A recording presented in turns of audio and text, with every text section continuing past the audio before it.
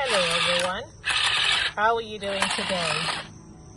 This is my new friend, a gearbot. It's a robot, okay? I can control with this and I'm moving it around.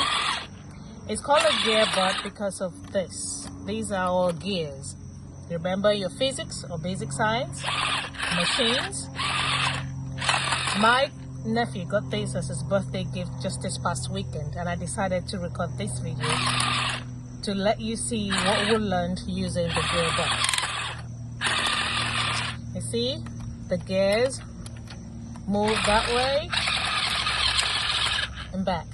And when I got asking him, what does he know about gears? He's a 7-year-old, mind you.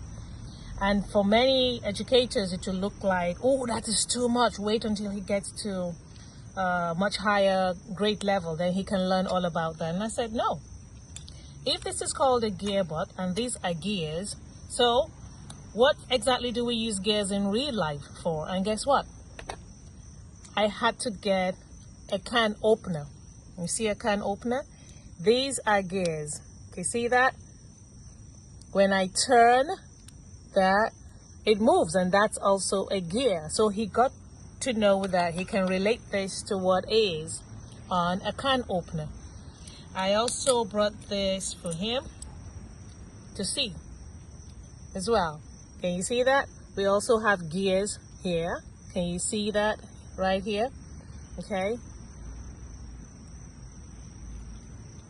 That's also a gear. So he gets to learn. He's able to relate this to the tools or the small, simple machines that we have in the house. You can have gears in vehicles, you can have gears in bicycles as well. So like I tell classroom educators, whatever you teach the children should relate to what is in real life.